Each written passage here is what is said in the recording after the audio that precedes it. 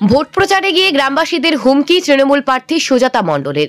যে জনতা জনার্দনের ভোটে তিনি জিতবেন আশা করছেন, শেষমেশ তাদেরই হুমকি দিয়ে বসলেন তৃণমূলের বিষ্ণুপুর লোকসভার প্রার্থী সুজাতা মণ্ডল। কি এমন বললেন সুজাতা মণ্ডল, দেখুন। যদি এবার এখান থেকে যদি দেখি যে তৃণমূল লিড পায়নি, তাহলে সত্যি মাসি আমি তোমাদের কেন আমরা কেউই আর অভিযোগ শুনতে আসবো না। বাস্তব কথা একদম বলে যাচ্ছি, কোনো অভিযোগ শুনতে আমাদের কেউ আসবে না। তোমরা বিজেপির সঙ্গে বুঝে নেবে, কারণ এখানে বারবার বিজেপি জিতবে আর আমরা কাজ করব, এটা হতে পারে না। বিজেপি লিড পাবে সেই অঞ্চলগুলো লিস্ট করে রাখবে, আর যেখানে যেখানে মানে বুথ ওয়াইজ, আর যেখানে তৃণমূল লিড পাবে সেই বুথগুলো লিস্ট করে রাখবে। আমরা যেখানে তৃণমূল লিড পাবে আমি সেখানে জান দিয়ে রাতের অন্ধকারও কথা শুনতে,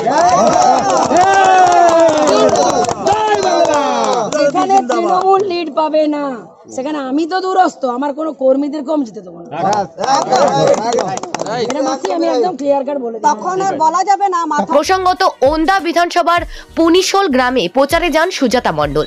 তিনি বলেন, তৃণমূলের কাছ থেকে সুবিধা নেবেন আর ভোট দেবেন বড় ফুলে, এ হতে পারে না। তিনি কর্মীদের উদ্দেশ্যে বলেন যে বুথে বিজেপি লিড করবে লিখে রাখবেন, এবং যে বুথে তৃণমূল লিড দেবে তাও লিখে রাখবেন। যতই বিপদ আসুক, যতই রাতি হোক, তিনি যেন পাশে দাঁড়াবেন। যতদিন যাচ্ছে, যত ভোটের দিনক্ষণ সময় ঘনিয়ে আসছে, বাঁকুড়ার ভোট প্রচার জমজমাটি হয়ে উঠছে। একদিকে বাঁকুড়া লোকসভার বিজেপির প্রার্থী সুভাষ সরকার, তিনিও হুমকি দিচ্ছেন ভোটারদের। এদিকে বিষ্ণুপুর লোকসভার তৃণমূলের প্রার্থী তিনিও আবার সাংবাদিকদের সামনে অন্য ক্যামেরায় হুমকি দিয়ে বসলেন। এখানে ভোটের অনেক দেরি, আর তার আগেই হুমকি পাল্টা হুমকি দিচ্ছে কেন সাধারণ ভোটারদের, উঠছে প্রশ্ন। তবে সাংবাদিকদের করা প্রশ্নের উত্তরে তিনি নিজের জায়গাতেই অনড় রইলেন। তিনি নাকি ঠিক কথাই বলেছেন, সুযোগ সুবিধা নেবে ছোট ফুলে আর বারবার ভোট দেবেন পদ্ম ফুলে, এ হতে পারে না। তাই যেমন ভোট তেমন উন্নয়ন করবে এলাকায়।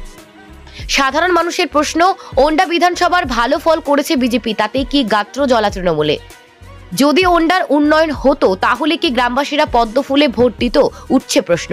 এখন তো আবার ওপেন চ্যালেঞ্জ, প্রার্থী সুজাতা মণ্ডলের আগে ভোট, তারপর উন্নয়ন। ভোট নেই, উন্নয়নও নেই। বুঝতে পারছেন প্রার্থীর মুখের ভাষা?